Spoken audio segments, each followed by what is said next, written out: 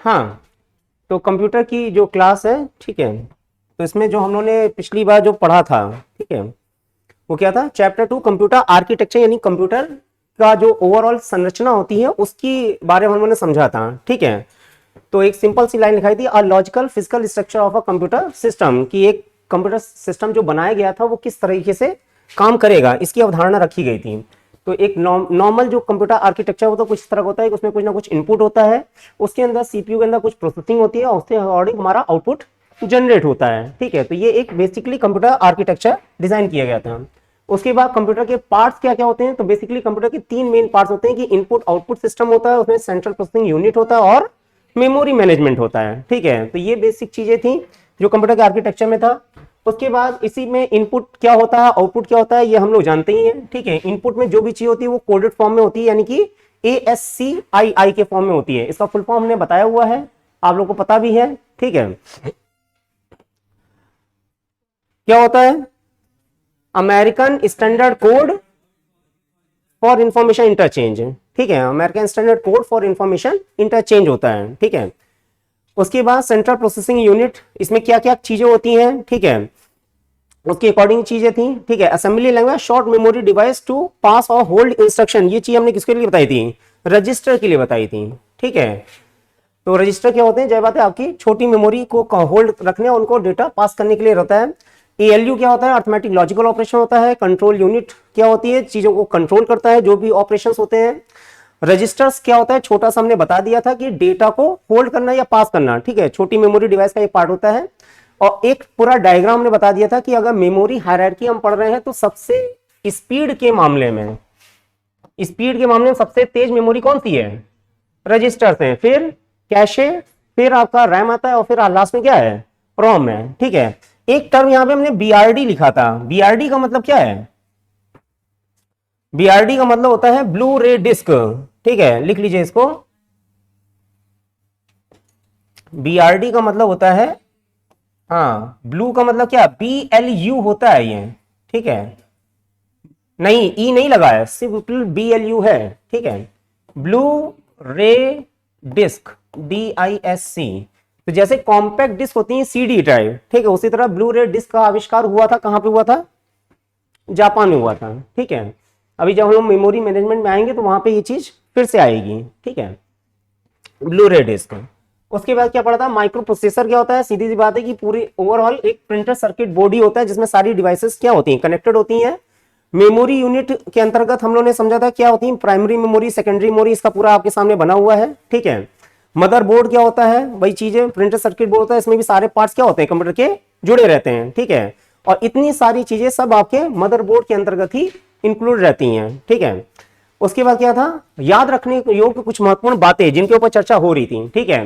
तो यूपीएस क्या होता है, अनइंटरप्टेड पावर सप्लाई, ठीक है, यानी कि कंप्यूटर अगर चला, मतलब मेन पावर अगर चली भी जाए या लाइट चली जाए तो कंप्यूटर के अंदर यूपीएस लगा होता है जो उसको पावर बैकअप देता रहता है। कम से कम 15-20 मिनट का पावर बैकअप होता है, जितनी अच्छी क्वालिटी उसकी बैटरी की उतना अच्छा बैकअप रहता है, कई बार आधे घंटे तक भी बैकअप रहता है। यानी कि इमरजेंसी पावर के लिए यूपीएस का इस्तेमाल होता है, ठीक है। बफर क्या होता है, एक तरह का टेम्पररी स्टोरेज रहता है, ठीक है। जैसे अगर हम लोग यूट्यूब में अगर वीडियो भी देखते हैं तो कई बार आपने देखा होगा कि गोल गोल घूमता रहता है, तो वो भी क्या है, बफरिंग का ही एक पार्ट है कि हाँ, जो आपका यूट्यूब का मेन सर्वर है वहां से कहीं ना कहीं डेटा फेच होके आपके सामने आ रहा है, ठीक है। डेटा फेच का मतलब क्या, डेटा आपके सामने डिस्प्ले हो रहा है, ठीक है। तो वही चीज है, तो बफर का मतलब क्या, टेम्पोररी स्टोरेज आता है। तो आपने देखा होगा कि यूट्यूब में अगर हम लोग वीडियो देख रहे हैं, ऑनलाइन कोई भी वीडियो देख रहे हैं या मूवी देख रहे हैं, तो एक रेड लाइन चल रही होती है और एक सफेद लाइन भी चल रही होती है। तो सफेद लाइन ही जो रिफ्लेक्ट करता है वो क्या करता है, बफरिंग का काम करता है, कि मेन चीज है कि धीरे धीरे वो डेटा आपके कंप्यूटर स्क्रीन में डिस्प्ले लैग बनता रहता है, ठीक है। फिर एक्यूमुलेटर, ये भी एक टर्म है, टेक्निकल टर्म है, क्या मतलब लिखा हुआ है, सीपीयू में एक तरह का रजिस्टर होता है जो इसमें इंटरमीडिएट अर्थमेटिक और लॉजिकल रिजल्ट क्या होते हैं, स्टोर होते हैं, ठीक है।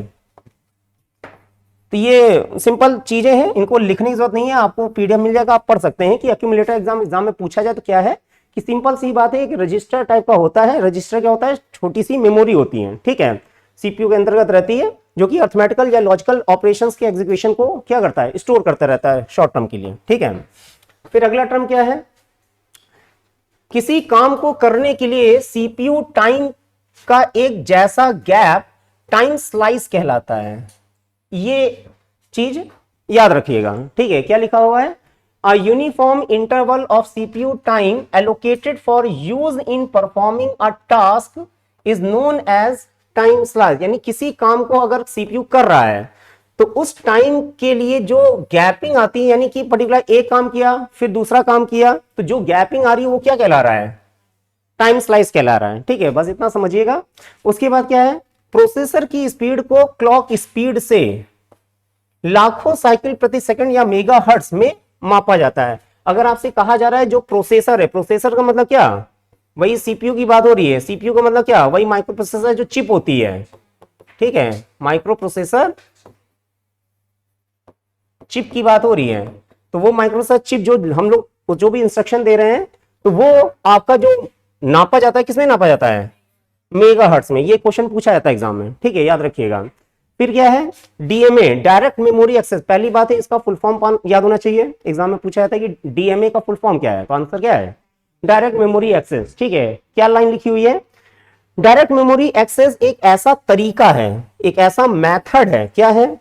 जो एक इनपुट आउटपुट डिवाइस को सीपीयू को पास करके मेमोरी ऑपरेशन को तेज करके सीधे मेन मेमोरी में या उससे डेटा भेजने या पाने की इजाजत देता है, ठीक है। इसको बस आसान भाषा में समझिए, चाहे तो लिख ले कॉपी में, डीएमए लिख लीजिएगा। फुल फॉर्म क्या है? डायरेक्ट मेमोरी एक्सेस, ठीक है। और इसका फुल फॉर्म के अकॉर्डिंग बस ये जो हमने जो लाइन आपके सामने लिखी है, ये बस इतना सा है कि सीपीयू अगर कोई भी काम कर रहा है, ठीक है, तो जाहिर बात है कि सीपीयू काम कर रहा है किसकी मदद से?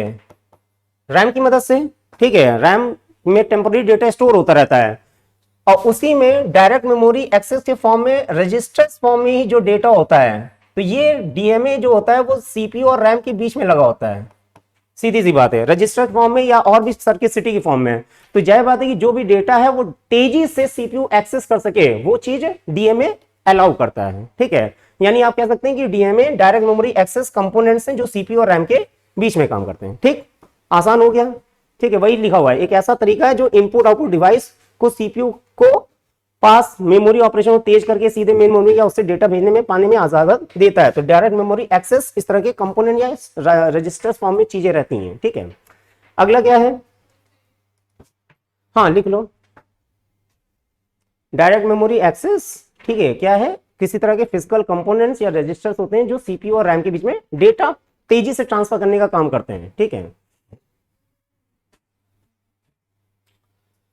हो गया?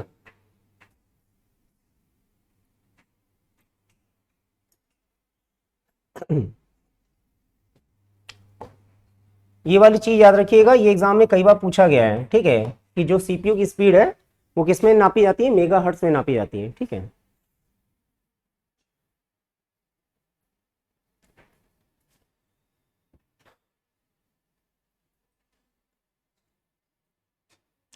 आगे बढ़े, ठीक।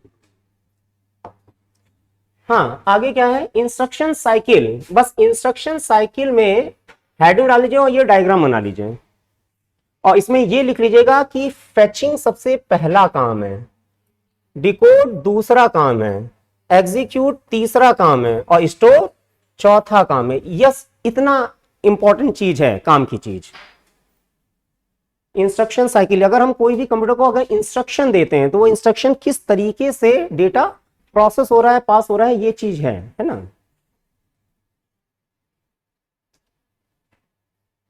इंस्ट्रक्शन साइकिल, तो जाहिर बात है अगर हम कोई भी इंस्ट्रक्शन देते हैं, कोई भी चीज अगर हम कंप्यूटर को दे रहे हैं, तो वो फेच का काम सबसे पहले होता है। फेच का मतलब क्या? Fetching instructions from the memory, ठीक है। अगर हमने कुछ भी लिखा, जैसे मान लिया हमने स्मॉल ए या कैपिटल ए कुछ भी प्रेस किया, ठीक है, एक तरह का इंस्ट्रक्शन है, तो उसने क्या किया? कंप्यूटर ने फेच किया, यानी कि रिसीव किया कह सकते हैं, ठीक है। आसान भाषा में इसको कह सकते हैं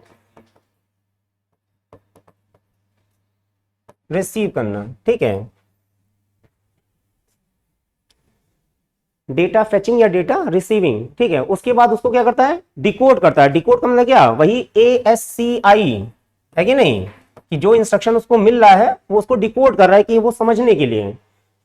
उसके बाद क्या कर रहा है? उसका एग्जीक्यूशन हो रहा है, ठीक है, कि उसने समझ लिया कि अच्छा तुमने ये काम कहा है, ठीक कर रहे हैं और कर दिया, उसके बाद उसको हम लोग क्या कर सकते हैं, स्टोर कर सकते हैं, ठीक है। शॉर्ट टर्म के लिए चाहे तो स्टोर कर सकते हैं या परमानेंटली भी स्टोर कर सकते हैं। तो दिस इज दी पूरी इंस्ट्रक्शन साइकिल कहलाती है, ठीक है। हो गया, ठीक।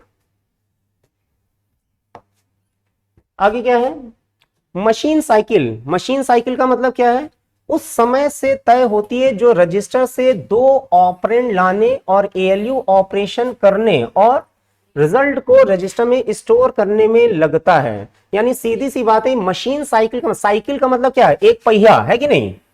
साइकिल का मतलब क्या, पहिया ही है, चल रहा है, ठीक है। तो सीधी बात है, इसमें सीधी बात है कि अगर हम जो भी ऑपरेशन कर रहे हैं, यानी कि अगर हम कोई भी इंस्ट्रक्शन दे रहे हैं और देते समय वो कहीं ना कहीं ऑपरेट हो रहा है, एएलयू के ऑपरेशन हो रहा है और उसका क्या हो रहा है, रिजल्ट भी आउट हो रहा है, ठीक है, रजिस्टर में स्टोर करने में। तो ये जो पूरा एक साइकिल जो हो रहा है उसी को क्या कह रहे हैं, मशीन साइकिल। जैसे इंस्ट्रक्शन साइकिल था, उसी तरह क्या है, मशीन साइकिल, ठीक है। तो मशीन साइकिल का मतलब क्या, उस समय से जो रजिस्टर से दो ऑपरेंड लाने और एएलयू ऑपरेशन करने और रिजल्ट को रजिस्टर करने में स्टोर करने में समय लगता है। यानी कि जो भी दो रजिस्टर्स होते हैं, मान लीजिए रजिस्टर 1 है और रजिस्टर 2 है, तो इनके बीच में अगर जो भी डेटा प्रोसेस हो रहा है, तो इस पूरी प्रोसेसिंग को क्या कह रहे हैं, मशीन साइकिल, ठीक है।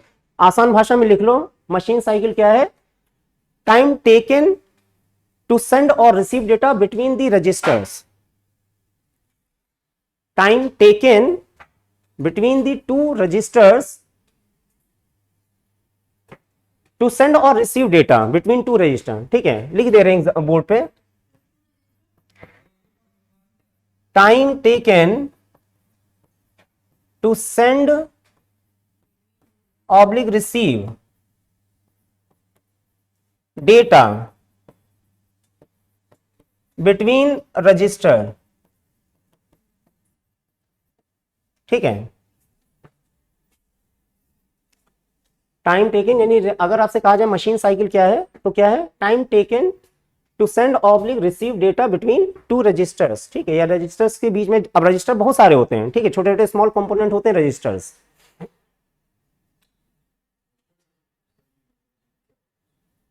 रजिस्टर हमने एक चीज बताई थी, रजिस्टर को, हाँ हार्डवेयर, रजिस्टर की डेफिनेशन हमने लिखाई थी, क्या लिखाई थी बताओ, हाँ, a small memory device, चाहे तो फिर से लिख लीजिएगा, रजिस्टर क्या है, a small memory device which hold public pass data।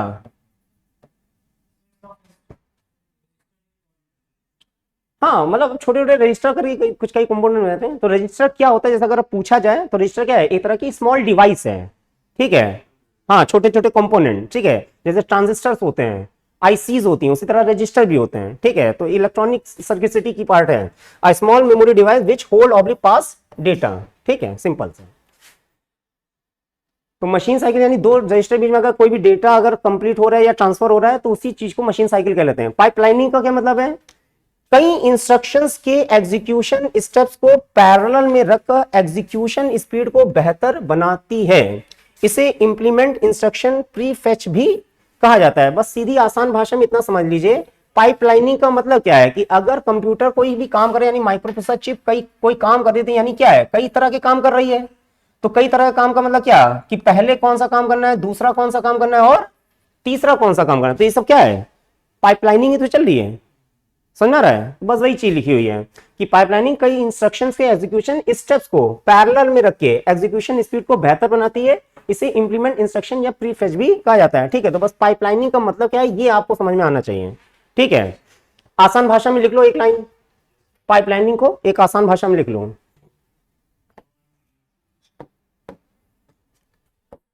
Execution of instruction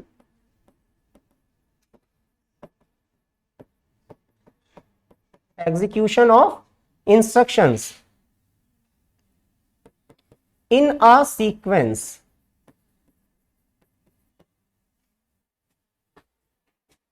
execution of instructions in a sequence, that is the pipelining. ठीक है, execution of instructions in a sequence. ठीक है, यानी कि इंस्ट्रक्शन का एग्जीक्यूशन हो रहा है। एग्जीक्यूशन मतलब क्या, चीजें, हाँ मतलब ट्रांसमिशन हो रहा है या प्रोसेस हो रहा है। ठीक है, किसमें, इन अ सीक्वेंस फॉर्म में। सीक्वेंस का मतलब क्या,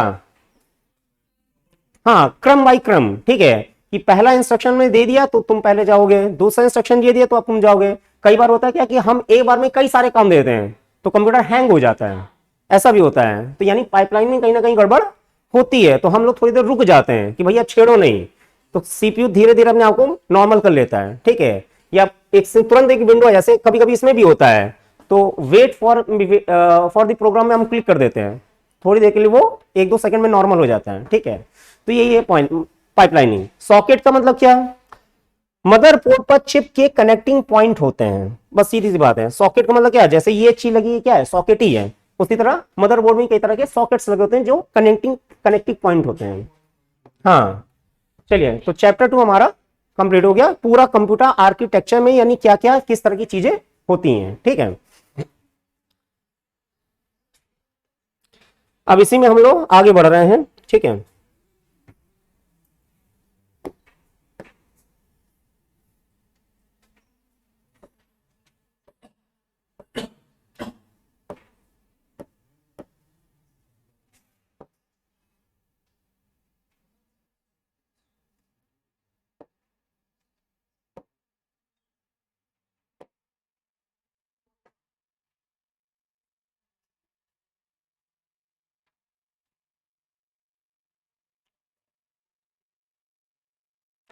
अब हम लोग चैप्टर नंबर 3 स्टार्ट करने जा रहे हैं। ठीक है, हम्म,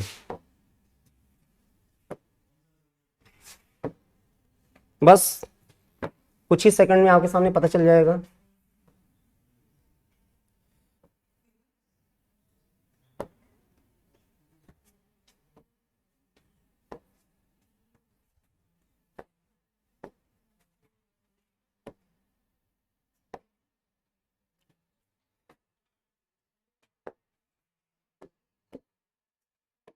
चैप्टर 3,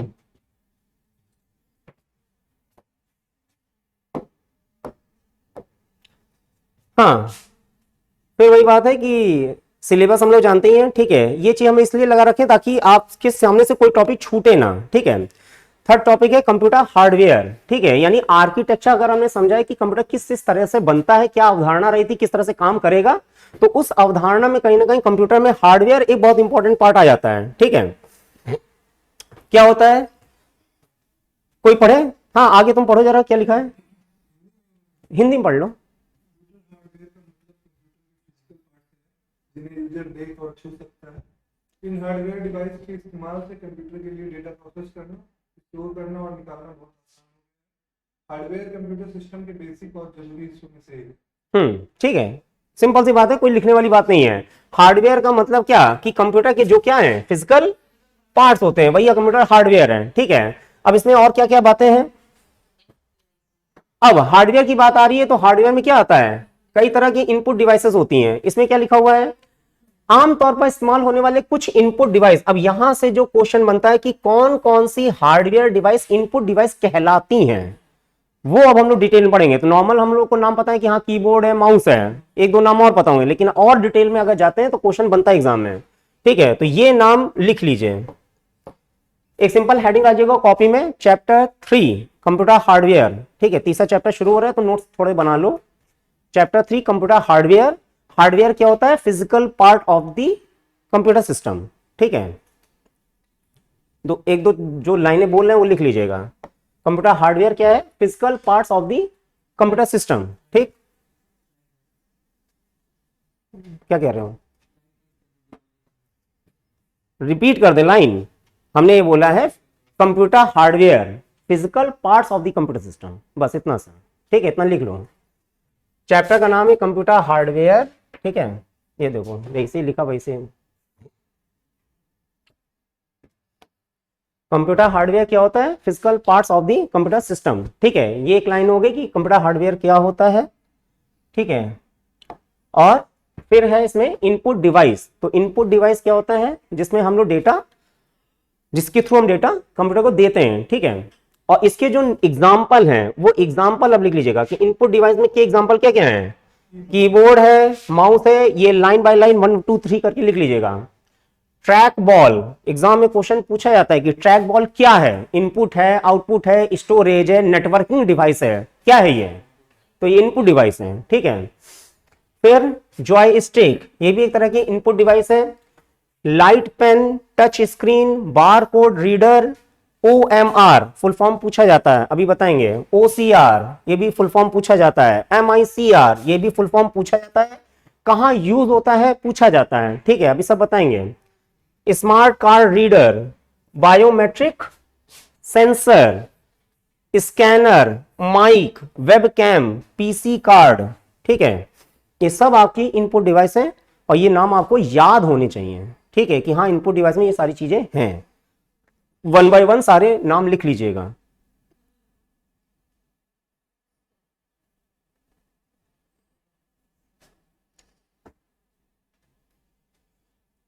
तो जय बात है कि ये जितनी भी सारी क्या है डिवाइसेस हैं, ठीक है।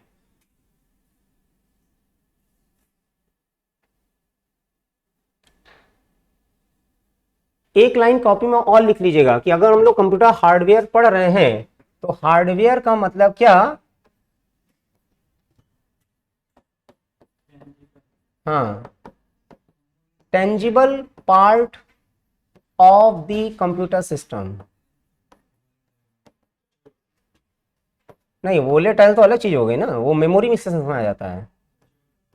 हाँ, टेंजिबल का मतलब क्या, हाँ बिल्कुल। और देख सकते हैं। तो अगर आपसे पूछा जाए कि बताइए कंप्यूटर हार्डवेयर क्या है, तो that is the tangible part of the computer, ठीक है। ये अगर आपसे क्वेश्चन पूछा जाएगा which of the following is tangible part of the computer, hardware है, सॉफ्टवेयर है, नेटवर्किंग डिवाइस है, तो आंसर क्या है,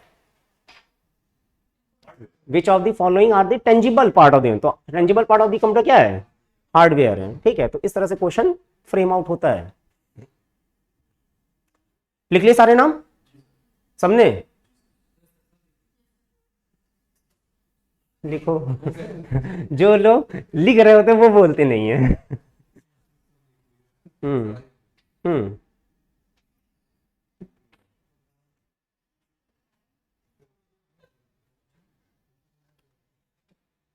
अब देखो सबके नाम लिख लिए होंगे, ठीक है। कीबोर्ड क्या है ये हम लोग जानते हैं, ठीक है। अभी जैसे हम लोग आगे बढ़ेंगे तो हर एक नाम के आगे कुछ ना कुछ डिटेल फॉर्म में कुछ ना कुछ शब्द लिखे होंगे, लेकिन अभी जो मोटा मोटा है वो हम आपको बता दे रहे हैं। कीबोर्ड एक स्टैंडर्ड इनपुट डिवाइस है, लिख लो इसके आगे। हाँ, क्वेश्चन पूछा जाता है कि स्टैंडर्ड इनपुट डिवाइस का दर्जा किसको मिला है, तो स्टैंडर्ड इनपुट डिवाइस का दर्जा किसको है, कीबोर्ड को। कि मेन चीज है कि बाकी सारी चीजें हैं काम की, ठीक, लेकिन अगर हम कीबोर्ड ही निकाल दें तो क्या काम कर पाओगे ठीक से, नहीं कर पाओगे, ठीक है। मतलब मोर देन 99% काम आप नहीं कर पाएंगे फिर, ठीक है। या तो हमारे पास स्क्रीन में भी एक वर्चुअल कीबोर्ड आने लगा है, या तो उसकी मदद लेंगे, लेकिन कीबोर्ड हमें चाहिए, ठीक है। माउस लिख लीजिएगा, standard pointing device, standard pointing device, ये भी एग्जाम में पूछा जाता है कि स्टैंडर्ड पॉइंटिंग डिवाइस का एग्जांपल क्या है। तो पॉइंटिंग डिवाइस तो बहुत सारी हैं, लेकिन स्टैंडर्ड पॉइंटिंग डिवाइस कौन सा है, माउस है, ठीक है। तो एक एक लाइन जो लिखा रहे हैं वो लिखते रहिएगा। कीबोर्ड क्या है, स्टैंडर्ड इनपुट डिवाइस, माउस क्या है, स्टैंडर्ड पॉइंटिंग इनपुट डिवाइस, ठीक है, स्टैंडर्ड पॉइंटिंग इनपुट डिवाइस। उसके बाद ट्रैक बॉल, ठीक है, जाहिर बात है ट्रैक बॉल भी माउस की तरह ही होता है। हर एक मतलब कुछ इनपुट डिवाइस के हमने फिगर भी इमेजेस भी ली हुई हैं, तो आप देखेंगे तो समझ में आ जाएगा, ठीक है।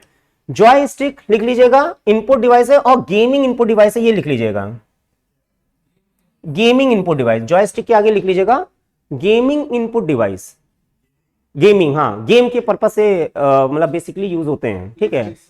हाँ, प्ले स्टेशन है या वीडियो गेम वगैरह जो खेलते हैं, ठीक है। मॉल वगैरह में पूरा एक जो बना रहता है प्ले सेक्शन, उसमें कहीं ना कहीं आपको जॉयस्टिक वगैरह दिखते ही हैं, ठीक है। गेमिंग इनपुट डिवाइस, हाँ हाँ बिल्कुल, ठीक है। गेमिंग इनपुट डिवाइस, क्वेश्चन आपसे पूछा जाता है कि बताइए जॉयस्टिक क्या है या गेमिंग इनपुट डिवाइस क्या है, तो आंसर क्या है, जॉयस्टिक, ठीक है। उसके बाद लाइट पेन, देख सकते हैं जो मेरे हाथ में ये क्या है, लाइट पेन है, यानी टच स्क्रीन पे ही काम करता है लाइट पेन, ठीक है। टच स्क्रीन अगला नाम है, इसमें एक नाम लिख लीजिएगा। हाँ बिल्कुल, एग्जाम में क्वेश्चन पूछा जाता है, act as both input and output device. Exam में क्वेश्चन क्या पूछा जाता है, निम्नलिखित में से कौन सा इनपुट और आउटपुट दोनों के रूप में काम करता है, तो आंसर क्या है, टच स्क्रीन। तो हम लोग पढ़ तो रहे इनपुट डिवाइस में, लेकिन ये टच स्क्रीन आपकी इनपुट आउटपुट दोनों रूप में काम कर रही है, ठीक है। कैसे, मेन चीजें क्या आप देखते होंगे कि जो भी इंस्ट्रक्शन देना होता है तो हम यहां से कुछ भी करते हैं, चीजें हो रही हैं, और मेन चीज डिस्प्ले भी किसमें हो रहा है, इसी में हो रहा है। तो हम इंस्ट्रक्शन भी इसी में दे रहे हैं और रिजल्ट भी हमें इसी में मिल रहा है। तो touch screen is a act as the both input and output device, ठीक है। कि अगर हम लोग एटीएम मशीन में जाते हैं तो कई एटीएम भी टच स्क्रीन बेस्ड हो गए हैं, बात समझ आ रही है। हम लोग का जो मोबाइल फोन है वो भी क्या है, टच स्क्रीन बेस्ड हो गया है, कि आपको जो भी इंस्ट्रक्शन देना है, चैटिंग करनी, जो भी कर रहे हैं तो उसी में आ रहा है, उसी में डिस्प्ले भी हो रहा है कि नहीं। हाँ, चैटिंग करते हैं कि नहीं करते हैं, ठीक है, सब कुछ करते हैं। नहीं करते तो अच्छी बात है, करना चाहिए और क्या है, ऐसा थोड़ी ना है, सब कुछ करना चाहिए। और मेन चीज ये है कि जैसे कहा जाता है कि जब युद्ध अनिवार्य हो तो युद्ध करना चाहिए, लेकिन खत्म करना है ये भी पता होना चाहिए। तो चैटिंग करनी चाहिए, लेकिन कब खत्म करनी है ये भी पता होना चाहिए है कि नहीं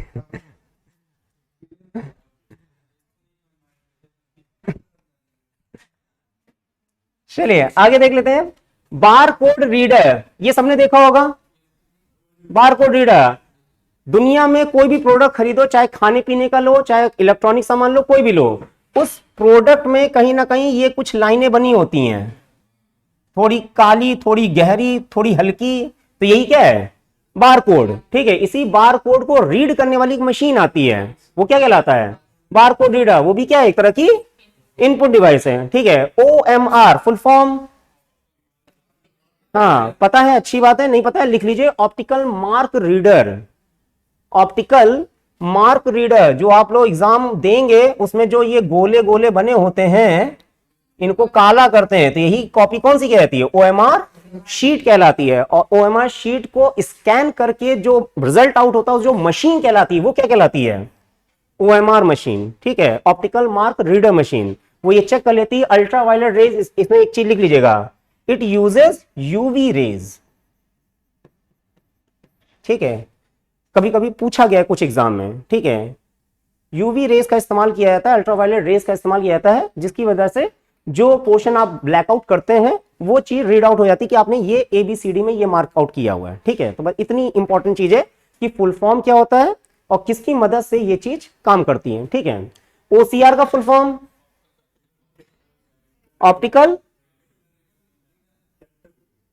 ऑप्टिकल कैरेक्टर रिकॉग्निशन कहा जाता है, ठीक है। कहीं कहीं पे रीडर भी मिल जाएगा, ठीक है।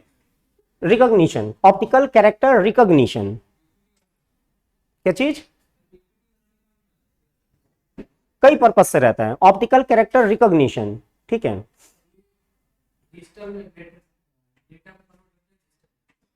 हाँ, मेन चीज ये है कि जैसे है क्या, ऑप्टिकल कैरेक्टर रिकॉग्निशन, अब ये इनबिल्ट फीचर आपके MS वर्ड में भी आ गया है। कैसे, जैसे मान लीजिए आप लोग कॉपी में कुछ नोट्स बना रहे हैं, ठीक है, और नोट्स बना के अगर आपने उन नोट्स को स्कैनर से स्कैनिंग कर ली, और स्कैनिंग करके उस पर्टिकुलर इमेज को आप वर्ड में ट्रांसफर कर रहे हैं, तो जो उसके अंदर का इनबिल्ट OCR फीचर है वर्ड का, वो अगर आपने ए कुछ ऐसा लिखा है तो ये इस ए को रीड आउट कर लेगा और हूबहू आपको वर्ड फॉर्म में एज अ डिजिटल फॉर्म में आपका जो टेक्स्ट है वो डिस्प्ले कर देगा।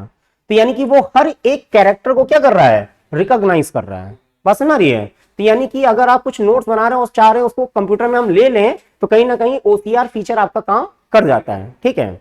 जैसे आज के समय में तो वॉइस टू टेक्स्ट भी आने लगा है, कि अगर जैसे हम बोल रहे हैं कि input device some of the commonly used input device, तो अगर हम केवल बोल रहे हैं तो आपके एप्लीकेशन में ये शब्द लिखते चले जाएंगे अपने आप, हाँ, स्पीच रिकॉग्निशन सिस्टम, ठीक है। तो वही चीज यहाँ पे ऑप्टिकल कैरेक्टर रिकॉग्निशन सॉफ्टवेयर है, इनबिल्ट फीचर है। MICR का फुल फॉर्म, हाँ लिख लीजिए, याद है, अच्छी बात है, नहीं याद है लिख लो, magnetic ink character recognition, magnetic ink, INK ink, character recognition, कहीं कहीं पे रीडर रिकॉग्निशन, ठीक है, लेकिन द मोस्ट सुटेबल जो चीज है वो हम बता रहे हैं, मैग्नेटिक इंक कैरेक्टर रिकॉग्निशन, ठीक है।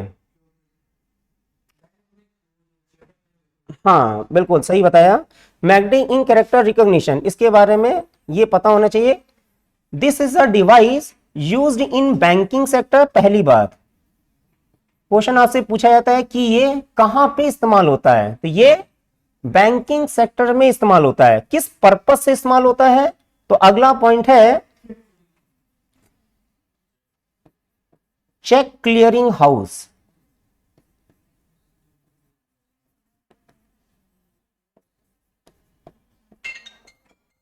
ये दो बातें हैं जो लिख लीजिएगा।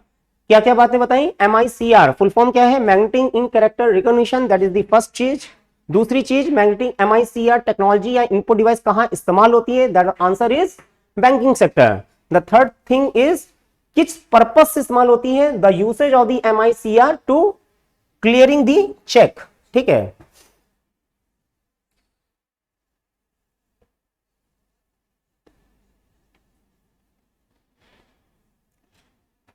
अब चेक में भी कुछ इलेक्ट्रॉनिक चिप लगने लगी हैं, ठीक है। पहले उसमें कहीं ना कहीं चेक का नंबर होता था, ठीक है, वो क्लियरिंग हाउस में जाते। क्लियरिंग हाउस का मतलब समझ रहे होंगे कि हर शहर में एक क्लियरिंग हाउस बनाया जाता है जहां पे अलग अलग बैंकों की चेकें आती हैं। तभी चेक क्लियर होने में कम से कम 2 या 3 दिन का समय लग जाता है, ठीक है। पहले 7-7 दिन लग जाते थे, अब वही चीज धीरे धीरे कम हो रही है। तो इलेक्ट्रॉनिक टाइप के आपके, जैसे आज के समय में अगर आप पैन कार्ड बनाए तो पैन कार्ड में भी चिप लगने के आने लगी है, DL में भी चिप लगे आया, इवन हम लोग की गाड़ियों में भी चिप लगने लगी, ठीक है। तो हर तरह से क्या है, चीजें एडवांस होती चली जा रही हैं, ठीक है। तो वही चीज है कि क्लियरिंग हाउस में जो चेक्स वगैरह होते हैं उनमें कहीं ना कहीं MICR टेक्नोलॉजी का इस्तेमाल होता है।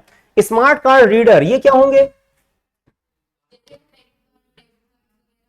हाँ तो मेन चीज है कि वो कार्ड है, तो जय बात है कि आपका ATM card, debit card, credit card, जो भी कार्ड है, आपने सुना होगा अमेरिकन एक्सप्रेस कार्ड होता है, ठीक है, पैलेडियम कार्ड भी होता है, मतलब कई अलग अलग तरह के कार्ड होते हैं, ठीक है। या अगर आप किसी क्लब की मेंबरशिप लेते हैं, जैसे MB क्लब की मेंबरशिप है, या और कई जगह पे अगर आप ATM मशीन में जाते हैं तो वहां पे भी आपको अपना ATM कार्ड स्वाइप करना पड़ता है, तब दरवाजा खुलता है।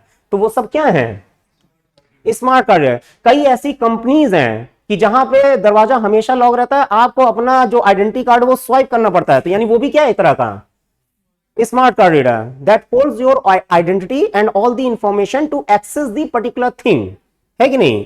कि जो भी रिसर्च लेबोरेटरीज होती हैं या साइंटिफिक वगैरह होती हैं, वहां पे हर कोई व्यक्ति नहीं जा सकता, तो सिक्योरिटी की रीजन से हर को क्या मिलता है, स्मार्ट कार्ड रीडर, ठीक है।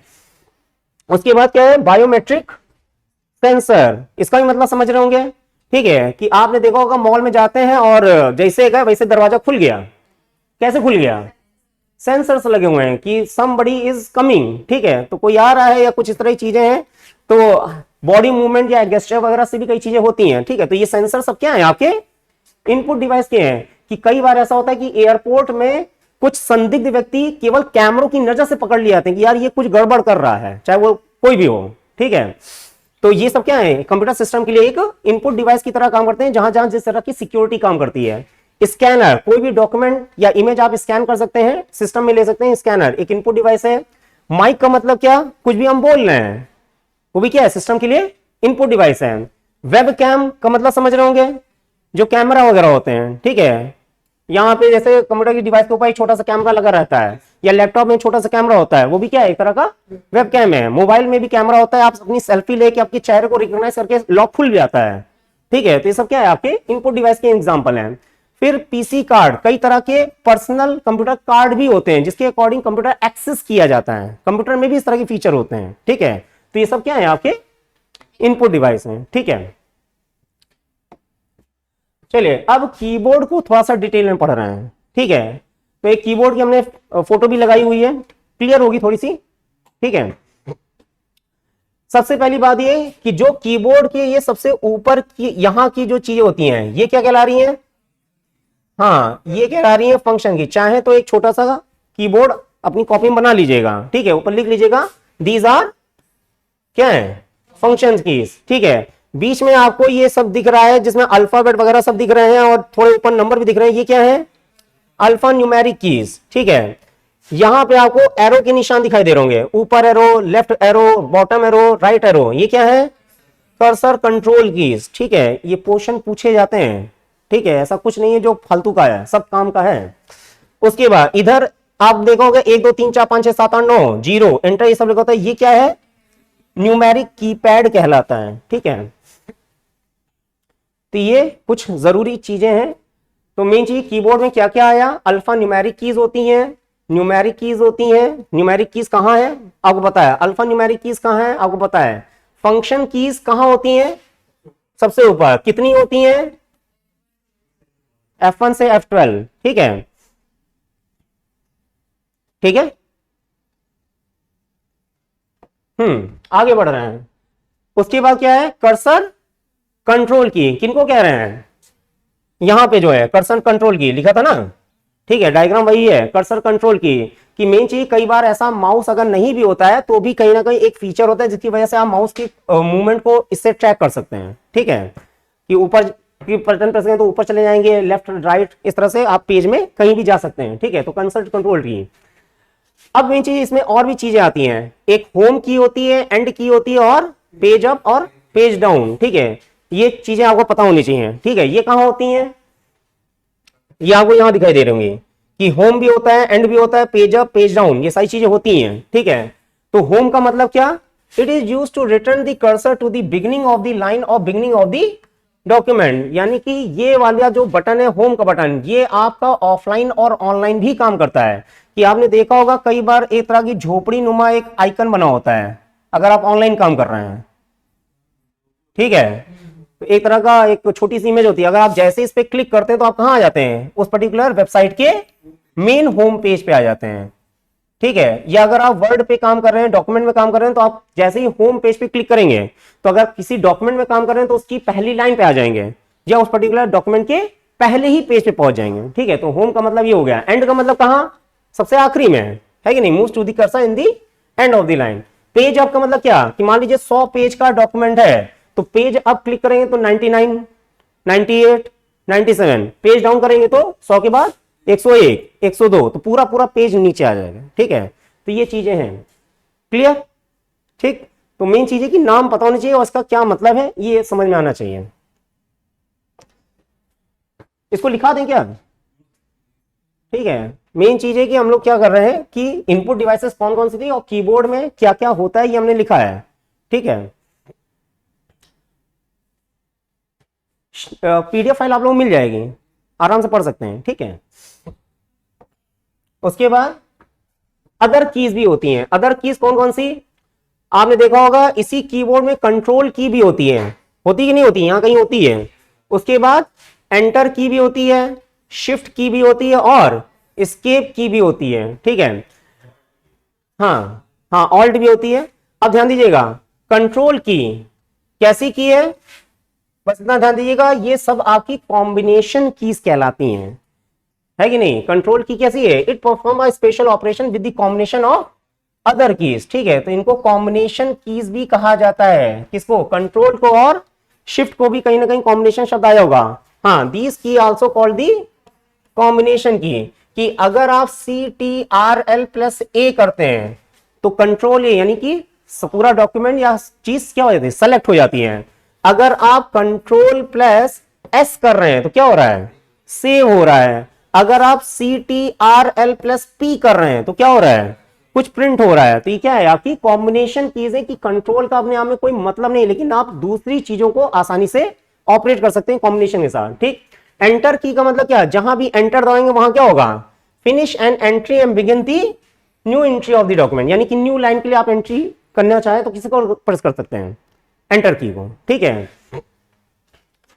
इसमें चाहे तो एक लाइन लिख लीजिएगा, to begin a new line, ठीक है। कि अगर आप कोई नई लाइन पे आना चाहते हैं तो किसको प्रेस करेंगे? एंटर की को, ठीक है। ये चीज लिख लो, क्वेश्चन एग्जाम में पूछा गया है इस बेस पे। If we want to start a new line, what key you should press? Answer enter की, ठीक है। अगर आप नई लाइन स्टार्ट करना चाह रहे हैं तो आप कौन सी की प्रेस करेंगे? तो आंसर है एंटर की, ठीक। शिफ्ट की ये भी आपकी क्या है, एक तरह की कॉम्बिनेशन कीज हैं, ठीक है। और मेन चीज है शिफ्ट की का इस्तेमाल और कहां होता है कि अगर आप शिफ्ट की इस्तेमाल करते हैं तो जो ऊपर के 1 2 3 4 नंबर है तो यहाँ पे सिंबल भी लगने होता है, अगर आपने देखा होगा, ठीक है। डॉलर सिंबल होता है, एट द रेट सिंबल होता है, ठीक है, एड्रेस का सिंबल होता है, एक्सप्लेनेटरी सिंबल होता है, प्लस माइनस के सिंबल होते हैं। तो ये सारे सिंबल किसकी कॉम्बिनेशन से आते हैं, शिफ्ट की आने से, ठीक है। क्लियर है, Yes, sir. ठीक। उसके बाद एस्केप की क्या होती है, it allows a user to cancel और अबॉर्ट ऑपरेशन। ये लाइन लिख लो, याद रखिएगा। कीबोर्ड में ही जो एस्केप की होती है, ठीक है, वो चीजों को कैंसिल करने या अबॉर्ट करने के लिए होती है। कई बार एग्जाम में क्वेश्चन पूछा गया है, ठीक है। जैसे मान लीजिए एकदम से कोई विंडो आपके सामने आती है तो एस्केप की करेंगे तो वो हट जाएगी, ठीक है।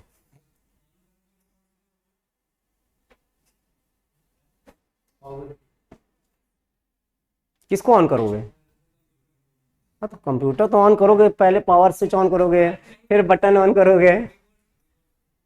नहीं, ऐसा कोई नहीं है, ऑन करना प्रॉपर ऑन ही होगा। स्टार्ट मेन्यू होता है कि आप कहीं किसी प्रोग्राम में जाना चाहते हैं, ठीक है। जब प्रॉपरली सिस्टम शट डाउन होगा तब तो आपको प्रॉपर वही प्रोसेस अपनानी पड़ेगी ना, कि हाँ पावर मेन्यू ऑन किया, फिर सीपीयू का जो मेन बटन है उसको ऑन किया, फिर धीरे से ऑन होगा। बंद करना चाहते हैं, ये किसी है प्रोसेस के लिए है कि अगर आप सामने कोई भी चीज आ रही है तो उसको आप कोई प्रोसेस को बंद करना चाह रहे हैं तो कैंसिल या अबॉर्ट करना चाह रहे हैं तो एस्केप की है, ठीक है, वो चीज रुक जाएगी।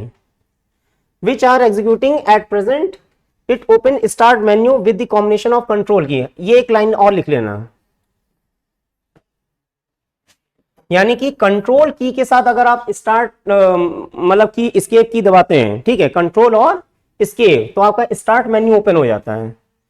अब ये चीज है कि आप कंप्यूटर में जब काम करेंगे, करके देखेंगे तो आपको और अच्छा समझ में आ जाएगा, ठीक है।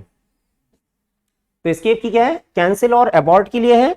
और उसी कंट्रोल की को अगर हम एस्केप के साथ प्रेस कर देते हैं तो क्या खुल जाता है, स्टार्ट मेन्यू। स्टार्ट मेन्यू का मतलब क्या, कि अगर आप जैसे ही करते हैं तो जाहिर बात है कि जिस तरह से यहाँ पे अगर हम इसको क्लिक करते हैं तो ये कुछ इस तरह का आता है, उसी तरह कंप्यूटर सिस्टम में भी आपको यहाँ पे एक विंडो दिखी जाती है, उसमें आपके सिस्टम में जो भी प्रोग्राम वगैरह इंस्टॉल है वो आपको दिखने लगते हैं, ठीक है। आगे बढ़े, ठीक है। कीबोर्ड में और अदर कीज क्या होती हैं, अब देखिए ये सारे नाम आपको पता होने चाहिए। ये जितने नाम चल रहे हैं कीबोर्ड में क्या क्या है सब पता होने चाहिए।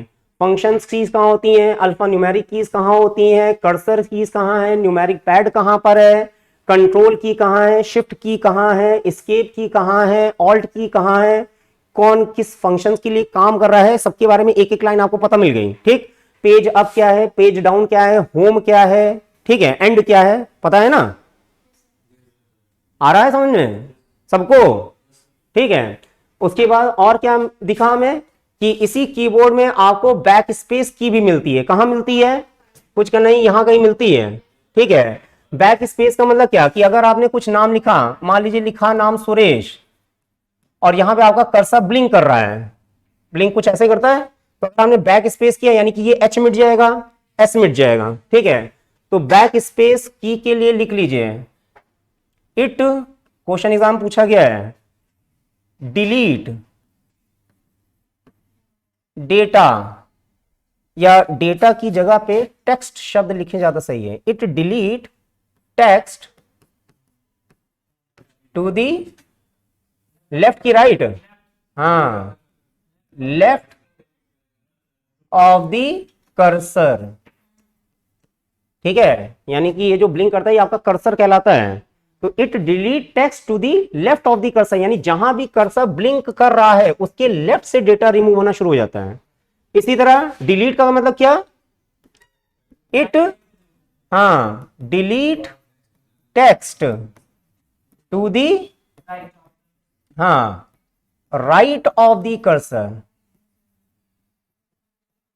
ये चीज लिख लीजिएगा कॉपी में कि कहां लेफ्ट डिलीट हो रहा है, कहां से राइट डिलीट हो रहा है। कि मेन चीज कि अगर यही सुरेश अगर लिखा हुआ है और सुरेश लिखा हुआ है Suresh is a good boy, ठीक है, तो मेन चीज अगर कर्सर यहां ब्लिंक कर रहा है तो अगर अब हम डिलीट का बटन दबाएंगे तो अब कहां डिलीट हो रहा है, इज ए गुड, ये सब डिलीट होता चला जाएगा, यानी कि कर्सर के राइट का पोर्शन डिलीट हो रहा है।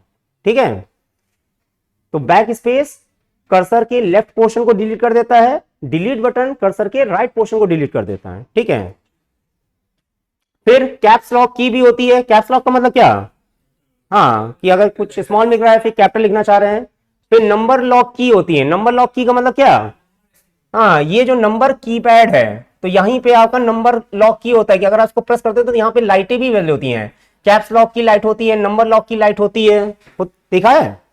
ठीक है, कैप्स लॉक ऑन करो तो यहाँ लाइट जले। हर कीबोर्ड में नहीं होता है, कुछ एडवांस कीबोर्ड आने लगे तो उसमें लाइट वगैरह दिखती है। ठीक, नंबर लॉक अगर आपने बंद कर रखा है तो फिर आपका ये वाला पैड काम नहीं करेगा।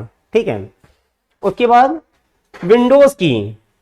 ठीक है, क्या लिखा हुआ है, it is use to open the start menu, कि कहीं ना कहीं विंडोज की आपकी यहां पे कहीं होती है। ठीक है, कि जैसे ही आप यहां पे क्लिक करते हैं तो विंडोज के अंदर का जो भी प्रोग्राम वगैरह है, कंट्रोल पैनल है, माई कंप्यूटर है, या जो भी चीजें हैं थोड़ी सी दिखने लगती हैं। ठीक है, स्टार्ट मेन्यू। तो अगर आपसे क्वेश्चन पूछा कि बताइए स्टार्ट मेन्यू डायरेक्टली किससे ओपन कर सकते हैं, तो आंसर क्या है, विंडोज की से। ठीक है, उसके बाद स्पेस बार की होती है। ध्यान दीजिए, सब कीबोर्ड में ही है। ये कहां होती है, हाँ, ये जो आपको दिख रही है, हाँ, बड़का बड़का वाला, तो देखिए लिखिएगा, it provides a space between two word, यानी कि अगर दो वर्ड के बीच में अगर गैपिंग आ रही तो हमने किसका इस्तेमाल किया होगा, हाँ, ठीक है।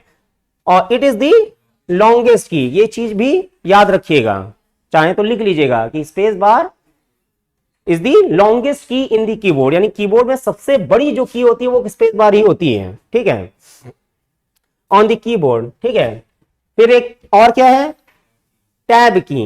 ठीक है, टैब की का इस्तेमाल कहां होता है, अगर हम कोई भी काम कर रहे हैं, ठीक है, तो सीधी बात है कि टैब का इस्तेमाल हम लोग पैराग्राफ के लिए इस्तेमाल करते हैं।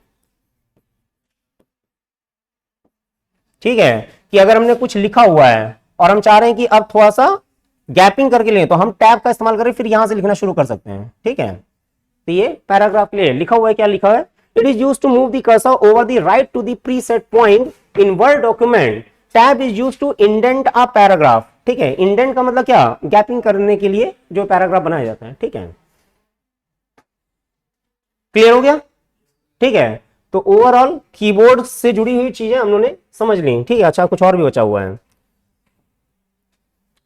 तो एक बार फिर से रिवाइज करा दें। कीबोर्ड में क्या है, अल्फा न्यूमेरिक कीज है, न्यूमेरिक कीज है, फंक्शन कीज है। ठीक है, उसके बाद कर्सर कंट्रोल की, home and page up page down, ये सब आया। उसके बाद और क्या आया, कंट्रोल एंटर शिफ्ट एस्केप की, ये सब चीजें आ गई। ठीक है, उसके बाद क्या आया, बैक स्पेस है, डिलीट है, कैप्स लॉक है, नंबर लॉक है, विंडोज की है, स्पेस बार की है, जो सबसे बड़ी होती है कि नहीं।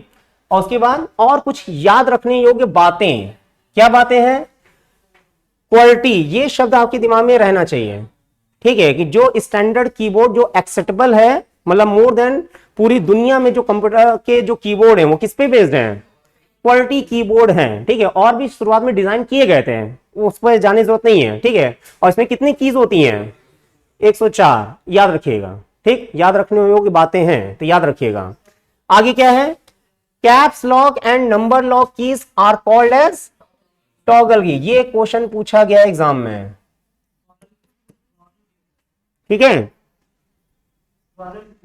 स्क्रॉल की, हाँ, ठीक है। कैप्स लॉक या नंबर लॉक आपकी टॉगल कीज कहलाती हैं। ठीक है, याद रखिएगा। Because when pressed they toggle और change the status from the state to another, यानी सीधी बात है कि अगर आप कैप्स लॉक ऑन करते हैं तो यह बात है कि स्मॉल ए कैपिटल ए भी बन जाएगा बाद में, या कैपिटल ए स्मॉल ए बन जाएगा, यानी कि कैप्स लॉक ऑन या ऑफ। ठीक, इसी तरह नंबर लॉक भी क्या है आपका, ऑन किया तो नंबर लिख पाएंगे, नहीं लिखा तो आपका कीपैड लॉक हो जाएगा। ठीक है, तो इसी का ये टॉगल कीज कहलाती हैं। उसके बाद शिफ्ट कंट्रोल ऑल्ट, ध्यान दीजिएगा, ये तीनों कीज के लिए कहा जा रहा है, क्या कहा जा रहा है, मॉडिफायर कीज। ठीक है, क्वेश्चन पूछा गया ये।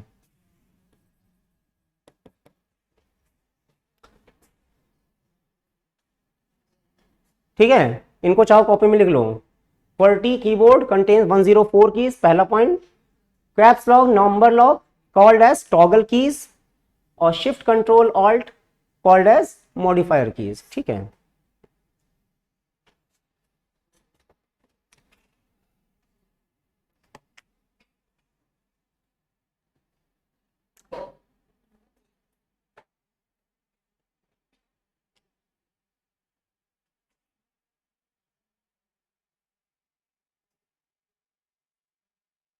और एक चीज हम ये भी कहेंगे आप लोगों से, देखिए है क्या कि अगर हम यहाँ पे कुछ चीजें पढ़ा रहे हैं, ठीक है, तो पीडीएफ जाहिर बात है चैप्टर 2 कंप्लीट हो गया है तो उसकी पीडीएफ हम आपको ग्रुप में शेयर कर देंगे, ठीक है। चैप्टर नंबर 3 स्टार्ट हो चुका है, ठीक है। तो जैसे ये कंप्लीट होगा चैप्टर वाइज चैप्टर हम शेयर करेंगे, ठीक है। जब चैप्टर 3 पूरा कंप्लीट हो जाएगा तब हम इसकी शेयर करेंगे, ठीक है। आपकी जिम्मेदारी कुछ ऐसी बनती है कि अगर हम एग्जाम के पॉइंट ऑफ व्यू से अपने नोट्स बनाना चाह रहे हैं तो जब पीडीएफ आप तक पहुंचे तो आप उसके प्रॉपर नोट्स अपने खुद बनाएं। कहीं भी कोई दिक्कत आ रही तो हमसे पूछ लो कि सर इस पॉइंट को और कितना छोटे पॉइंट से लिखा जा सकता है, बस समझ रही है। इतनी मेहनत थोड़ी कर लो, अगर इतनी थोड़ी मेहनत कर ली तो जय बात है कि फिर आपको बार बार पीडीएफ में जाने की जरूरत नहीं पड़ेगी। क्लियर हो गई।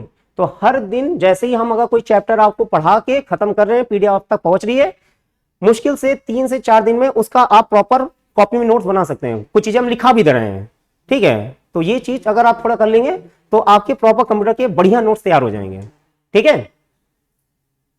कोई दिक्कत? ठीक, आगे बढ़ रहे हैं। हाँ, पॉइंटिंग इनपुट डिवाइस। अब देखिए हम थोड़ा हार्डवेयर हम लोग पढ़ रहे हैं तो इनपुट डिवाइस में क्या क्या चीजें होती है वो हम लोगों ने समझनी है, ठीक है। अब कीबोर्ड के बारे में थोड़ा और डिटेल में पढ़ लिया, ठीक है। अब पॉइंटिंग इनपुट डिवाइस का मतलब क्या? जाहिर बात है जो चीज पॉइंट आउट की जा रही है। एक पॉइंटिंग डिवाइस का इस्तेमाल मॉनिटर पर जगहों को की और इशारा करके कंप्यूटर से बातचीत करने के लिए किया जाता है, लिखने की कोई जरूरत नहीं है। कुछ आमतौर पर इस्तेमाल होने वाली पॉइंटिंग डिवाइस हैं, क्या क्या है? Mouse, track ball, joystick, light pen, touch screen वगैरह, ये नाम लिख लो। पॉइंटिंग इनपुट डिवाइस के एग्जाम्पल क्या क्या हैं? तो स्टैंडर्ड पॉइंटिंग डिवाइस आपका माउस है, लेकिन पॉइंटिंग इनपुट डिवाइस और कौन कौन से हैं? ये सारे हैं, ये लिख लो।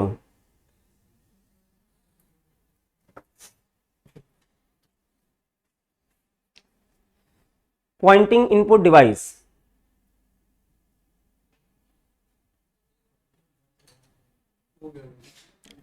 ठीक है। माउस है, ट्रैक बॉल है, जॉयस्टिक है, ठीक है। लाइट पेन है, लाइट पेन भी क्या है? एक पॉइंटिंग है, तो हम यहां लिखना चाहें यहां लिख लें, यहां लिखना चाहें यहां लिख लें, ठीक है। टच स्क्रीन भी क्या है? जाहिर बात है कि आप किसी भी टच स्क्रीन में कहीं भी जाकर टच कर सकते हैं, तो ये भी क्या है? एक तरह का पॉइंटिंग इनपुट डिवाइस ही कहला रहा है, ठीक है। और टच स्क्रीन आपकी एज अ आउटपुट के रूप में भी काम करती है। हो गया, ठीक।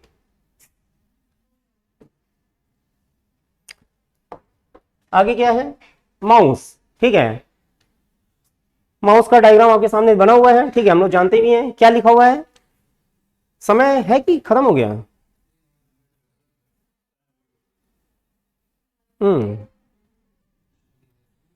ठीक, चलो माउस पढ़ लेते हैं, ठीक है, ठीक, ओवर करते हैं। यह एक छोटा हाथ में पकड़ा जाने वाला डिवाइस है, सभी लोग जानते हैं, ठीक है। जिसके ऊपर 2 बटन होते हैं। कितने बटन होते हैं? 2, सबको पता ही है, ठीक है। इन बटनों के बीच में एक छोटा पहिया भी होता है, ठीक है। पहिया भी आपको दिखाई दे रहा है, देखो, ठीक है। यह एक पॉइंटिंग डिवाइस है, ये भी हम लोग जानते हैं, जो मॉनिटर पर पॉइंटर नाम के एक तीर को घुमाकर चुनकर डेटा और कमांड को ग्राफिक रूप में इनपुट करने का एक तरीका देता है। क्या लिखने की जरूरत है? नहीं है, बताएं, ठीक है। सीधी सी बात है कि माउस के बारे में हम मोटा मोटा इतना जानते हैं कि जाहिर बात है कि एक हैंड हेल्ड डिवाइस है, पॉइंटिंग डिवाइस है। लेफ्ट की होती है और राइट की होती है, और बीच में एक स्क्रॉलिंग का लिए पहिया होता है। हमने शब्द बोला स्क्रॉलिंग। स्क्रॉलिंग का मतलब क्या? चीजों को स्क्रॉल कर सकते हैं, ठीक है, ऊपर नीचे। आगे इसमें क्या है? माउस वॉज इन्वेंटेड बाई, किसके द्वारा इन्वेंट किया गया था?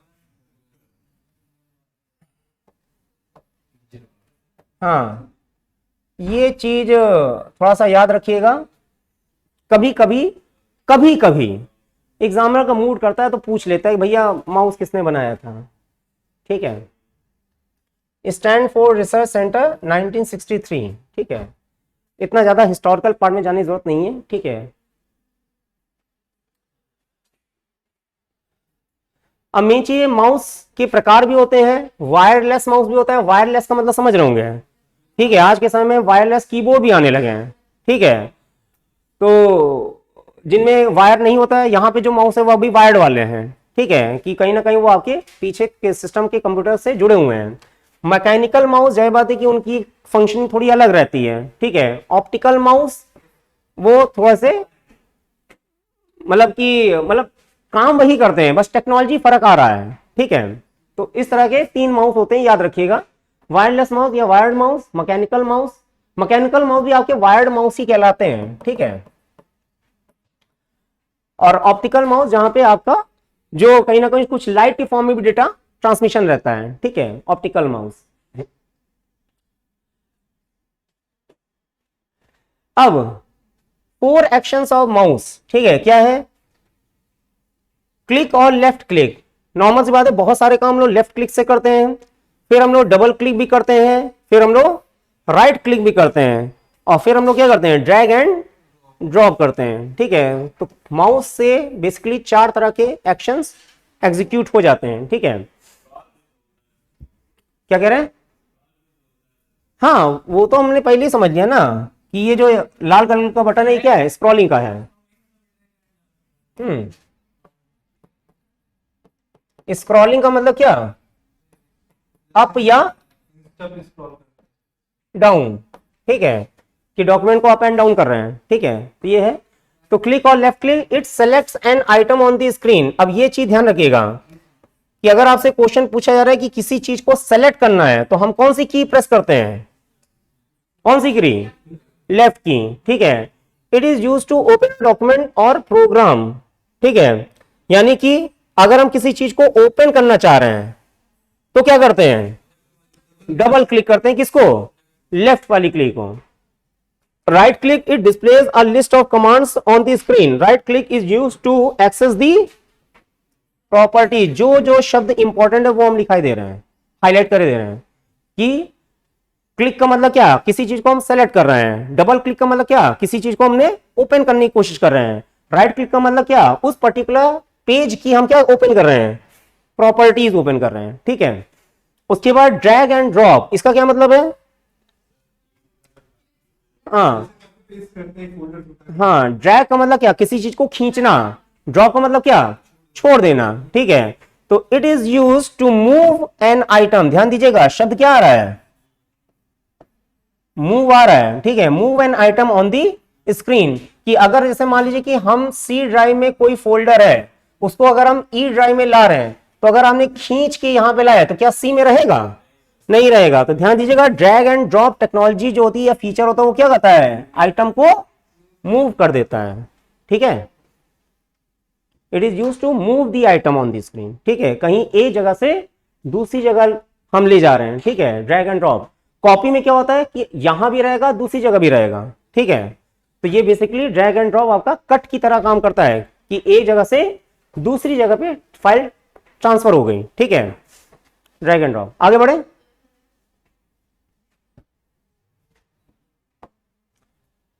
हाँ, अब पॉइंटिंग इनपुट डिवाइस क्या क्या होती हैं, ठीक है। तो मेरे ख्याल से सब पे चर्चा हो चुकी है। ट्रैक बॉल क्या होती है पता है? Joystick, light pen, touch screen, bar code reader. इसके बीसीआर भी कहा जाता है, bar code reader. Optical mark reader, ठीक है। OCR optical character recognition, MICR magnetic character recognition, फिर smart card reader, biometric sensor, scanner, microphone, webcam, PC card, ठीक है। ये सारे नाम हम लोग लिख चुके हैं। और ये देखिए सारी तस्वीरें हैं। ट्रैक बॉल आपका कुछ ऐसा है, माउस की तरह ही होता है। जॉयस्टिक इस तरह की गेमिंग डिवाइस है। बार कार्ड कोड रीडर, ये आपका बार कोड है, ठीक है। बायोमेट्रिक सेंसर, जैसे आधार कार्ड वगैरह में भी कहीं ना कहीं आप क्या है? फिंगरप्रिंट वगैरह रखता है, ठीक है। और कई ऐसी डिवाइसेस आती हैं जिसमें अगर आपकी फिंगर टच लेते हैं तभी वो सिस्टम ओपन होता है, ठीक है। तो ये बायोमेट्रिक सेंसर्स कहलाते हैं।